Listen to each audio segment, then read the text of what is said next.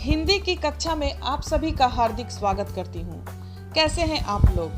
आशा है आप लोग अच्छे होंगे और अच्छी तरह से अपनी पढ़ाई पर ध्यान दे रहे होंगे। आज एक बहुत ही महत्वपूर्ण टॉपिक लेकर मैं आप लोगों के सामने प्रस्तुत हूँ। साल भर पढ़ाई करने के बाद जो परीक्षा का समय होता है उसमें बच्चे उत्तर लिखते हैं, तो उनके मन में एक ये समस्या होती है कि परीक्षा में उत्तर कैसे लिखें। मुख्य रूप से यहाँ चर्चा हो रही है बोर्ड परीक्षा की, मैट्रिक की परीक्षा की, कि बच्चे बोर्ड की परीक्षा में उत्तर को कैसे लिखें।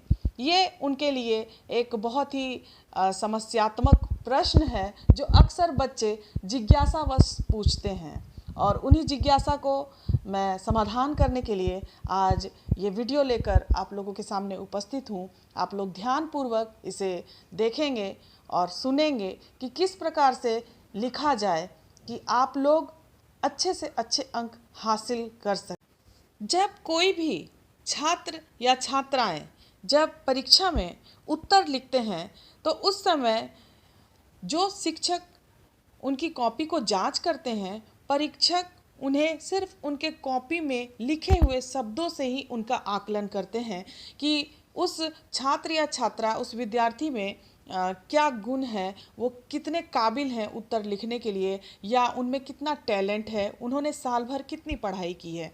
तो यहाँ पर आप बोल नहीं सकते हैं, यहाँ पर शिक्षक आपको देख नहीं सकते हैं, यहाँ पर सिर्फ आपकी जो कॉपी है यही आपका परिचय देती है कि आप किस तरह के स्टूडेंट हैं और आपने साल भर किस प्रकार से पढ़ाई की है।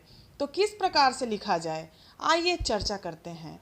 और first impression is the last impression, क्योंकि जो आप लिखते हैं उसे ही शिक्षक देखते हैं और वो देख करके ही ये अंदाज़ा लगा लेते हैं कि आप किस प्रकार से लिख पाते हैं उत्तर को, और कितना सटीक लिख पाते हैं, और आप शिक्षक को कितना प्रभावित कर पाते हैं, आप शिक्षक को कितना इम्प्रेस कर पाते हैं। तो आइए चर्चा करते हैं। सबसे पहला पॉइंट ये है कि आपकी जो लिखावट है वो सरल, स्पष्ट और सहज होनी चाहिए। अक्सर बच्चे जल्दी जल्दी में उनकी जो राइटिंग है वो ख़राब कर देते हैं, या वो स्पष्ट रूप से नहीं लिख पाते हैं, जिसे परीक्षक समझ नहीं पाते हैं, और उत्तर सही रहते हुए भी वो उसमें क्रॉस का निशान कर देते हैं, अर्थात उसे गलत कर देते हैं। तो जो स्टूडेंट्स हैं वो ये अच्छी तरह से समझ ले कि जब वो लिखे तो कहीं भी ज़्यादा वो ओवर राइटिंग ना करे, ज़्यादा वो कटिंग ना करे, किसी भी प्रकार के वाइटनर का उपयोग ना करें। बच्चे अपनी कॉपी पर अक्सर वाइटनर का भी उपयोग करते हैं। अगर कहीं गलती हो जाए तो उसे सीधा आप एक लाइन में काट दें, लेकिन वाइटनर का उपयोग ना करें, और कोशिश करें कि गलती ना हो और आप ज़्यादा उसमें कटिंग ना करें और उसे वाइटनर का भी उपयोग ना करें। दूसरा पॉइंट कि आप जो उत्तर लिखें वो कैसे लिखें, सटीक लिखें और संक्षिप्त लिखें तथा प्रश्न के अनुसार लिखें। प्रश्न किस प्रकार से पूछा गया है आप उत्तर भी उसी के अनुसार लिखें, और जहाँ शब्द की लिमिटेशन हो, जहाँ पर शब्द की पाबंदी हो, वहाँ पर आप विशेष रूप से ध्यान रखेंगे कि आपको उतने शब्दों में ही उस उत्तर को कंप्लीट करना है, तभी आप अच्छे नंबर हासिल कर सकते हैं। क्योंकि ज़्यादा लिखना ही काफ़ी नहीं है, कम शब्दों में आप अपनी बात को ज़्यादा से ज़्यादा किस प्रकार रख सकते हैं ये ज़्यादा महत्वपूर्ण है। संक्षिप्त लिखें पर उत्तर पूरा लिखें। तीसरा पॉइंट ये है कि जो भी प्रश्न का उत्तर आपको सबसे अच्छी तरह से याद है उसे सबसे पहले लिखें, क्योंकि ये बात मैंने पहले भी कही है कि first impression is the last impression, अर्थात हमारा जो पहला इम्प्रेशन होता है वही लास्ट इम्प्रेशन होता है। और जब शिक्षक आपकी कॉपी को देखते हैं तो जब पहले उत्तर को ही वो अच्छी तरह से पढ़ लेते हैं तो वो पूरी तरह से संतुष्ट हो जाते हैं कि ये स्टूडेंट बहुत ही गुणवान है और बहुत अच्छी तरह से उसने उत्तर को लिखा है। तो वो बहुत ही प्रभावित होते हैं, आप शिक्षक को इम्प्रेस कर पाते हैं, और वो आपकी कॉपी को ज़्यादा बारीकी से नहीं देखते हैं, क्योंकि शुरू में ही वो पूरी तरह से संतुष्ट हो जाते हैं आपके उत्तर को देख के। तो आप लोग ये याद रखें कि जो उत्तर आपको सबसे अच्छी तरह से याद है उसे सबसे पहले लिखें और सबसे अच्छी तरह से लिखें, ताकि आप अपना प्रभाव अच्छा छोड़ पाए। जब शुरू के पृष्ठ में ही जब बच्चे अच्छी तरह से लिखते हैं तो शिक्षक बहुत ही खुश होते हैं उस कॉपी को देख करके, और उनका मन खुश हो जाता है और वो ये समझते हैं कि ये बच्चा बहुत ही टैलेंटेड है और इसने बहुत अच्छी तरह से कॉपी को लिखा है, तो वो आपको अच्छे नंबर देते हैं। चौथा पॉइंट ये है कि प्रश्न का नंबर स्पष्ट रूप से लिखें, तभी उसका उत्तर लिखें, ताकि परीक्षक को कॉपी जांच करते समय कोई भी कठिनाई ना हो। आपको पूरा प्रश्न लिखने की आवश्यकता नहीं है, लेकिन आप किस खंड का, किस प्रश्न संख्या का उत्तर लिख रहे हैं इसे स्पष्ट रूप से लिख दें। जैसे कि खंड अ से प्रश्न संख्या 1 उत्तर, इस प्रकार से आप उसका उत्तर लिखें। अर्थात जो भी प्रश्न का नंबर है या खंड है या संख्या है उसे स्पष्ट रूप से लिखें। आप प्रश्न को ऊपर नीचे लिख सकते हैं, लेकिन आपको प्रश्न का नंबर सटीक रूप से देना है।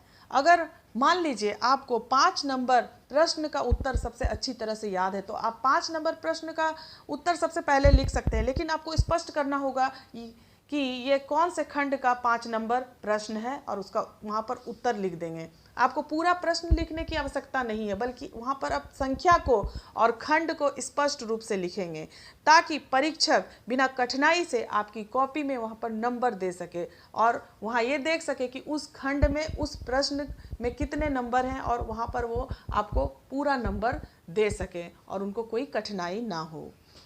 अब 5वां जो पॉइंट है ये है कि जब आप उत्तर लिखें तो उत्तर में अपनी भाषा का प्रयोग करें। आप उत्तर को रट करके नहीं लिखें, आप उत्तर को समझ कर लिखें, क्योंकि रट के आप कुछ भी हासिल नहीं कर सकते हैं, और जब आप समझते हैं तो आप कभी भी उत्तर को भूलते नहीं हैं और आप उसे अपनी सहज भाषा में उत्तर को लिखें।